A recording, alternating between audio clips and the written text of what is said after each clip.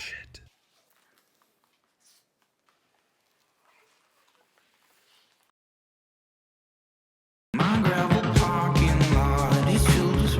Ooh, just finished shaping the sick new board. It is a 7.2 step up for my buddy for the Hollister Ranch. This thing is gonna be sick. My buddy has no clue about what we just filmed in the intro. We're not gonna tell him about it until he watches the video himself. When he sees it, he's gonna be like, what are you doing? Like, what'd you do to my board?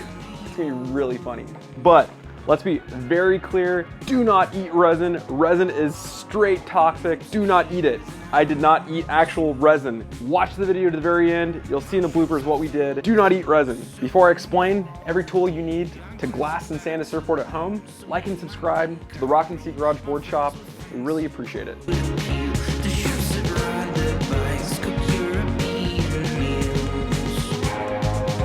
Over the years, I've tried a bunch of different tools, a bunch of different sanders, a bunch of different ways of glassing surfboards, and I really found out what works the very best for me. For everyone out there who's getting stoked on making surfboards, I hope this is gonna be really informational and really just help you jump to the exact tool that you want so you don't have to try everything else along the way. All the tools you need to glass a surfboard. Essentially, barely anything. A brush and a squeegee. Actually, that's not quite true. There's a few things. First, safety. Definitely get a good respirator. This is a 3M with organic vapor filters.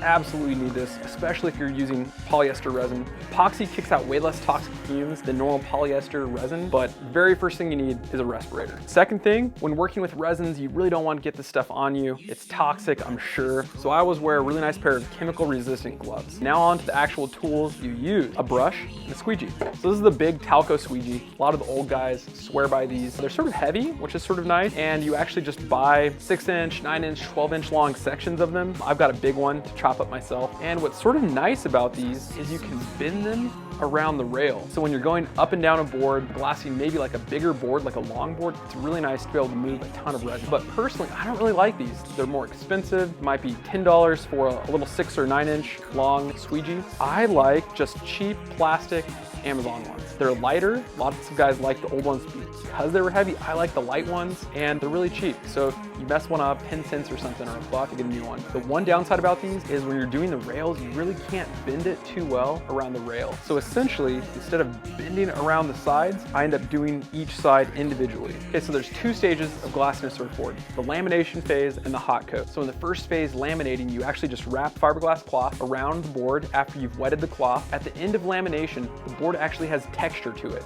It's not silky smooth. So the next phase, hot coating, with a brush, you just brush a thin layer of resin up and down the entire board. And interestingly enough, I always wondered this, but some guys, like team riders, they'll actually skip the hot coat on the deck of their board. It has grip naturally, which is sort of strange, and it's lighter. Another way around that is doing a really aggressive sanding job where you try to take off any excess resin and just leave barely enough to give it a nice, sheeny, smooth polish. Actually, one last thing, almost forgot, acetone. So I keep my acetone just in a spray bottle. This is a super toxic chemical. Don't get this on your skin. That's why I wear gloves. But after using a squeegee to get the resin off, you actually just spray it with acetone and you can easily wipe it off. It's also super nice if you drip anywhere.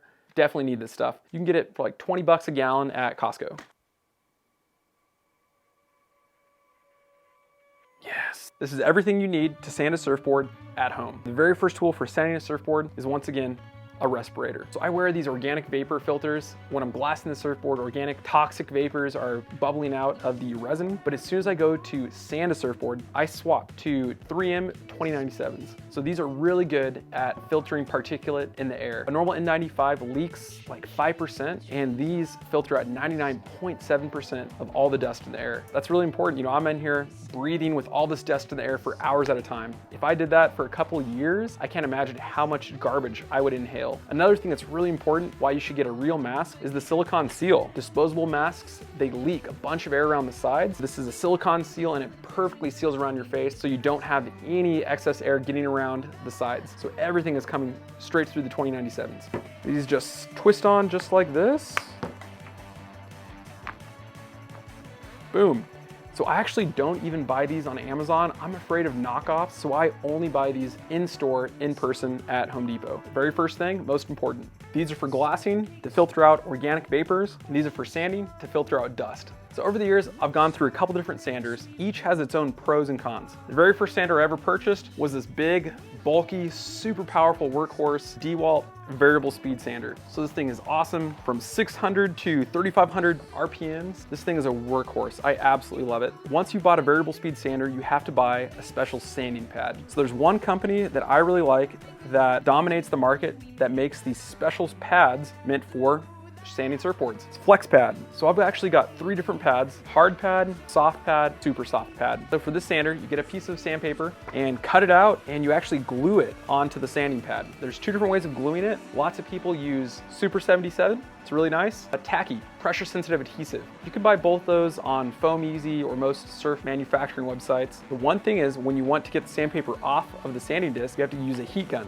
Heat gun, heat it up, the adhesive sort of fails, and you're able to pull it off and put on the next sandpaper. So I really like this sander. It's amazing. It's so powerful. It's so fast. So there's 2 cons to this big sander. The very first thing is it doesn't have a vacuum system. When you're sanding, it just blows dust everywhere. The second con is that it's so powerful, it's so efficient at sanding, is it's really easy to burn right through your hot coat and nick the underlying fiberglass cloth. So that's called a burn through, when you burn through the hot coat. So after nicking the fiberglass cloth on my rails a ton of times, I finally upgraded to my second sander, a Random Orbital. So this is a Porter Cable Random Orbital sander. Oh, it has a 6-inch hard pad. I used to have a handle here, but with a ton of wear and tear, the threads on the handle actually sheared off. What's awesome about Random Orbitals is, in addition to just spinning in a circle, they actually have a ball joint that lets them randomly oscillate. So that random oscillation motion makes it really, really easy to distribute your sanding, and it makes it a lot harder to burn through. So what's nice about this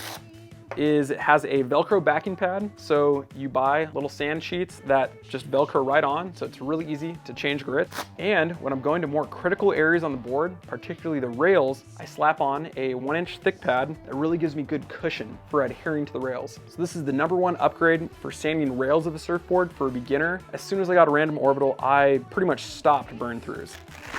Absolutely love this sander. It's awesome. 2 downsides. It's just not as fast as this big, powerful sander. Secondly, it has no vacuum system, so it just blows dust everywhere. And so that led me to my 3rd and final sander, and I'm never going back ever again. This is a Festool RO150. This thing is a workhorse. I absolutely love it. There's 2 other competitors that are similar, a Bosch and a Makita. However, I reached out to Matt Kinoshita of Kazuma Surfboards, and when I asked him which one he preferred personally, he said he's had all of them, but the others he's had burn out after a couple of years use. And a while back he upgraded to this and has had no issues, even after hard usage for years. So I just jumped straight there. So why this thing's so awesome is it actually has 2 modes. The Rotex mode, where it just spins, so it's really fast, just like my normal variable speed sander. And then with the click of a button, it goes straight into Random Orbitals mode. So really it's 2 sanders in 1. I freaking love this thing, it's amazing. So what's so awesome about this is it has a built-in vacuum setup. It's got a bunch of channels right in the head unit that suck in all the dust. You hook this to a vacuum. I 3D printed all these connectors,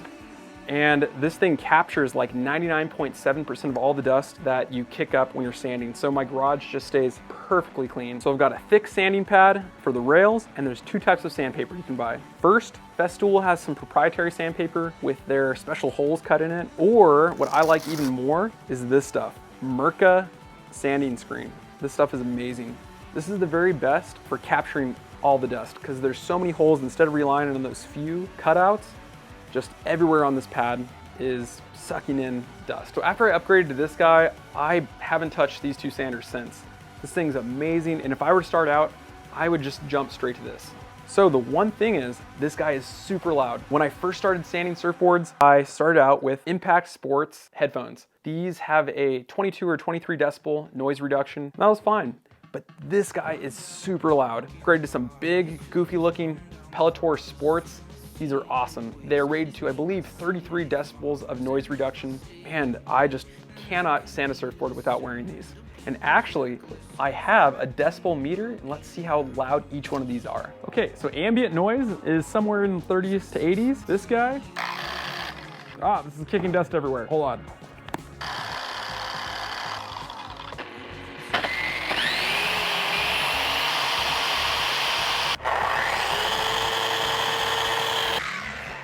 So these are really loud. So this first sander isn't that loud, just in the 70s, 80s. But as soon as you get up into the 90, 100 range, you know, it takes me an hour or two to sand a surfboard. I really hate burn throughs, so I really take my time. And an hour or two of 100 decibel noise exposure, that'll add up. So I always wear headphones. I feel goofy wearing such big ones, but it is just totally worth it. Last but not least, a Posca pin.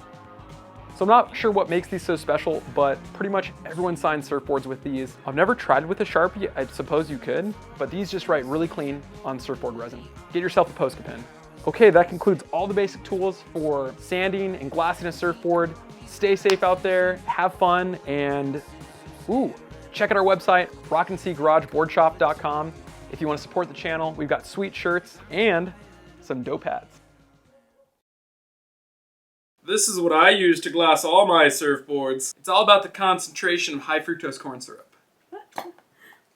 Okay, but you have to get right under it. Oh, I'm going to. Just get under that bad boy! Get it all over your face! Dang it! And lick the squeegee! It's hard to get that low.